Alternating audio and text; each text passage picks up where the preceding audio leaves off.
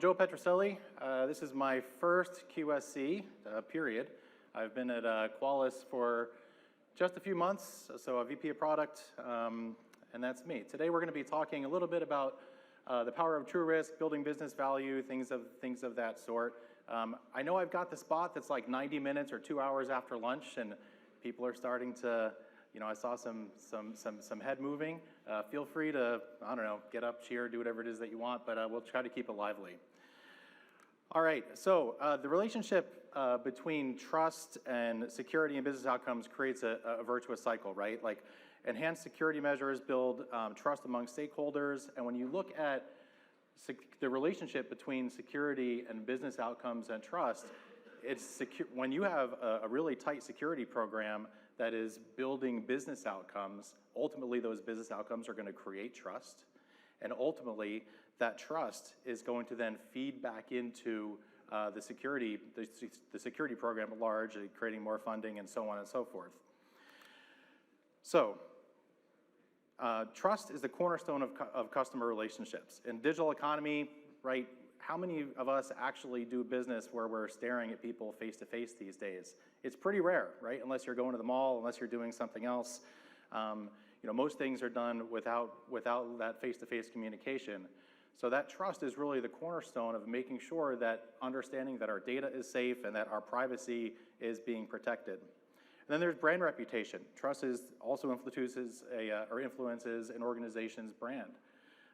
It's imperative that what a customer thinks of us is actually what's happening, and the reputation for trustworthiness can be a significant differentiator when it comes to the competitive market.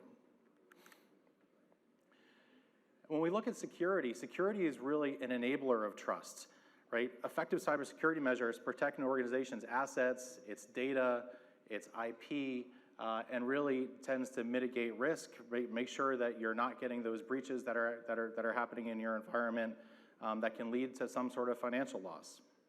And then enabling innovation. A strong security program or strong security posture really allows an organization to focus on new opportunities, bringing new products to market, new partnerships, things of that variety. Ultimately, though, it's all about business outcomes. Financial performance is everything. Trust and security can directly impact the bottom line, because if our customers don't trust us, they're not necessarily going to come to us when they want to do business. They're going to go to a competitor. Organizations that are trusted and secure are better positioned to seize strategic opportunities. They're better off when it comes to creating partnerships, because they're going to have a reputation of being secure. They're not going to have any of the barriers where an insecure environment would hinder that partnership or that opportunity.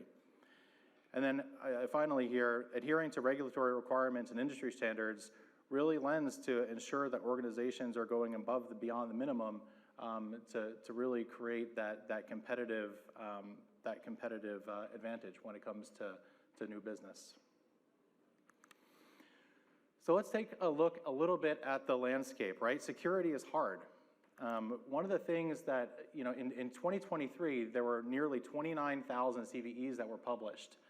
And now it's not really, that's a lot, right? It's not really surprising to see any of these big vendors' names on the board. I mean, I think we can all agree that that's pretty obvious that we would see those. I do think it's a little surprising to see that, there were 97 zero days out there, things that weren't on the CISA KEV, that were high severity, that were exploitable, that were open and in the wild. A few other stats. Less than 2.5% of vulnerabilities were actually being exploited on a regular basis. That's a pretty incredible number when you consider that there's 29,000 vulnerabilities out there. A very small number of those were actually seen in the wild on a regular time. One really important stat is while it took 30 days or longer, or it takes 30 days or longer to contain a breach or to contain a vulnerability, or to patch a vulnerability, a quarter of all vulnerabilities were weaponized with some sort of exploit within 24 hours of creation. That's a pretty staggeringly high number. Also, a third of all vulnerabilities were found in either network infrastructure or in web apps. This is super important, because if you think about, oftentimes we see a lot of our customers who will put their out-of-date or end-of-life or older infrastructure at the edge of their network, protecting what's on the outside coming in. This leaves an opportunity for attackers to attack. I mean, it gives you an easy foothold to get into your network. And 80% of the most exploited vulnerabilities are not on that list. They're not Microsoft or Adobe or any of the things that we tend to see in the news that we tend to talk about. They were ransomware attacks that had to do with vulnerabilities. There were things like Sugar CRM and Fortran attacks, and that's a pretty interesting reality.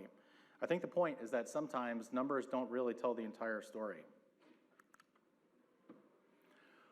One of the things that we also know from recent studies is that we've got upwards of 45, 46 tools that are security tools that are inside any given enterprise environment. So anywhere where you see more than 5,000 employees. Does anyone remember that movie from the early 2000s called Office Space? Yeah, some hands go up, right? It follows the guy who gets hypnotized and goes on making trash of his job and things like this. Well, part of that movie, he talked about having numerous bosses, right? I think he went into the Bob's and said, I've got 3 bosses. Well, in today's industry, you might have upwards of 45 bosses telling you what to prioritize in your environment. If each one of those tools tells you that you've got 5 or 10 things to prioritize, what are you supposed to do? All of a sudden, you've got 460 or whatnot things that are priorities in your environment. And that number has grown pretty steadily over the last 4 years. We also have way too much data. Now, like when you look at what we just talked about, like all of these tools that are flowing into a single place, they could be from Qualys, they could be from Wiz, they could be from your endpoint protection capabilities, they could be from individual threat or internal threat resources or something like that. All of those data flows all go into the same place, right? They all go into some sort of reporting mechanism which tries to process those or at least make sense of them, add in some external threat info, and it all goes along in a circle. The problem is you're not really getting anything actionable out of it. Oftentimes, you're just getting a list of vulnerabilities. You're getting the same 460 results that you would have gotten from just looking at those 400 or those 46 individual tools. And that's not really the goal. The goal is sort of sitting outside of what it is that we're trying to do. Along with that are these tools, right? I mean, there's Tableau, Power BI, Domo, any of the above. It could be Microsoft Excel. They're expensive. They're hard to maintain. They're hard to get into your environment. And quite frankly, they take your expensive resources that should be doing cybersecurity work, and you've got them focused on chasing down what could be automated. So how are you supposed to deal with that? So in the end, how does this impact your risk? With all the things we have already discussed, like what does it really mean? And realistically, it's all about time. Sometimes, sure, you get lucky. You might catch a breach right away. What we see is that ultimately research says that on average it takes 204 days to actually identify an unknown data breach. 204 days. That's an incredibly long period of time. Reality is that that's actually pretty good when you look at years past. So we are getting better from that perspective. And I know I saw a bunch of hands go up earlier when Sandeep asked, how many people were using CVSS to prioritize. And CVSS is obviously a great technology, been around a long time, but man, you guys must be tired. Reality is that with over 50% of CVSS, things coming forth as higher critical, that's just impossible to make sense of. And then communication. Communication is incredibly important with half of CISOs at this point reporting directly to the CEO. It's incredibly common to see those CISOs reporting to the board on a normal basis. And I would not want to be that CISO going in front of the board saying, hey, everything's on fire. I heard, or I watched a QSC from earlier, I think it was in November in the Americas, and I heard Sumedh say that if everything is critical, nothing is critical. And that stuck with me because that's the reality. And then remediation. So research says that it takes over a month to remediate an exploited vulnerability and over 2 months to actually contain a data breach. 2 months is a long time. We don't have that type of time. Now, ultimately, I can sit here and talk about remediation, communication, discovery scans, all of those things, but it really does come down to money. And cybercrime is an $8 trillion business. Now, that is an unfathomable and arguable number, but it is an incredible one. And I did the math, and in the 20, 25 minutes that I'm going to be standing here, the cybercrime is costing the global ecosystem $380 million, which makes me think maybe I'm in the wrong business. I don't know. Okay, so all of this leads to an endless cycle of failure and risk. Ultimately, our CMDBs are disconnected. We've got stale agents, manual CMDBs, and the data is just stale. Security teams are trying to do a good job, but then again, how are you supposed to prioritize if everything is on fire? Which leads to IT teams missing SLAs for high-risk vulns because they're spending all their time trying to patch literally everything. Wasting your time on spreadsheets. You know, it's amazing. I've worked at a number of different vendors, a number of different customers. I was a pen tester in a prior life, and you'd be amazed at how many people are still using Excel spreadsheets to do pretty much everything in their organization when it comes to reporting and analysis. It's our greatest competitor. And in the end, you know, 80% of vulns being started by ransomware could have been stopped if we were actually prioritizing the right vulnerabilities. Now, you've undoubtedly seen this slide without the, you know, with all the builds over the past day and a half, and you probably will see it a couple other times before the day's over. But if you think about it in the context of the list that I just showed, that platform really starts with getting a hold of all of your assets, doing unobtrusive scans to, you know, get a good picture of risk, and then being able to actually do something about it, right? Mitigation, elimination, patching, configuration management, all those things. And that's super powerful from a Qualys perspective. We've done a fantastic job there over the years, and I absolutely agree with that. The secret sauce there is really TruRisk, right? The TruRisk score, which you've heard about several times over the past several hours, is really pretty special. You know, we take a look at things like asset criticality, certificates, expired certificates, infrastructure vulnerabilities, cloud misconfigurations, all of the things that go into what a TruRisk score, and that's obviously building. And then we combine it with intelligence from 25 or so threat feeds that come in order to provide that TruRisk score. Now that is really powerful, right? Because as you've heard a number of people say at this point, you know, CVSS, everything is critical, EPSS, not enough is critical, and TruRisk really takes a look at what's inside your organization to provide that level of context, which is very, very powerful.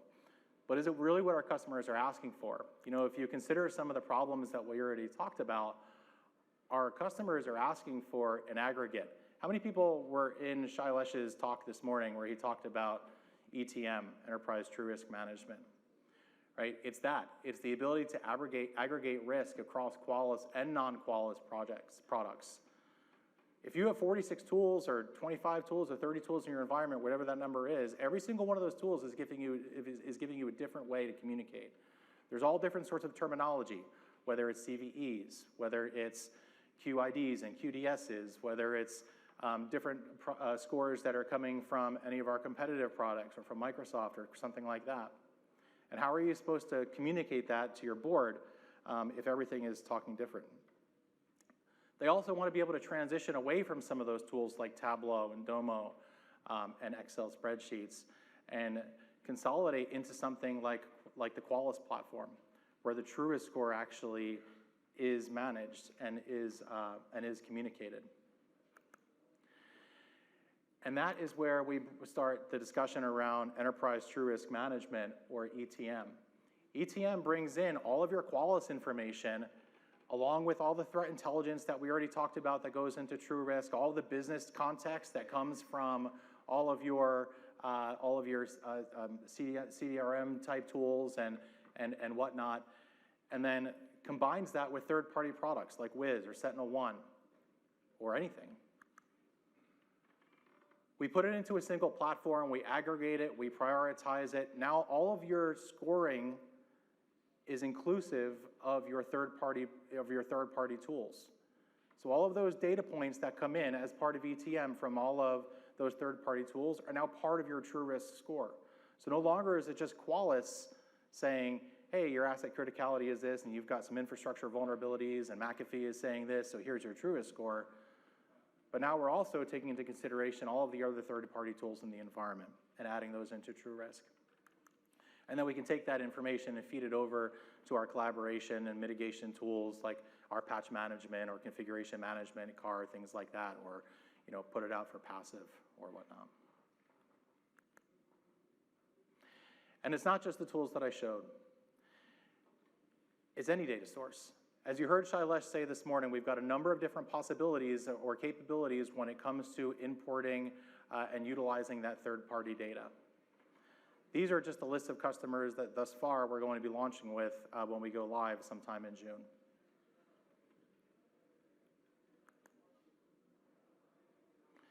I see Matt over there giving me the side eye. Okay, so what does this really do for us?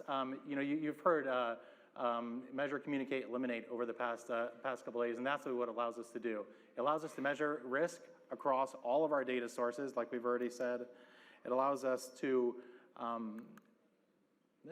communicate cyber risk from one single platform. So now you've got all these third-party tools, your threat intelligence all coming into one place. You've got the ability to use Qualys reporting and Qualys dashboards, which you're already incredibly used to utilizing and configuring to communicate that risk to wherever it is that you necessarily need to communicate it to. And then eliminate risk. Whether or not we're talking about some sort of passive remediation, like throwing it into a Jira or something like this, or using Qualys patch management or configuration management, the CAR tool to actually mitigate or deal with misconfigurations, that's available for you too. Now, I showed this slide earlier, right? Except, we talked about how it's not perfect. I mean, you've got all these data sources going into this cycle, but it doesn't necessarily hit your goal. ETM allows you to do just that. The Qualys solution set non-Qualys data introducing into the TruRisk score, getting aggregated, and then pushed out as we already talked about. And that truly is the TruRisk platform. All right, I think that's it for me.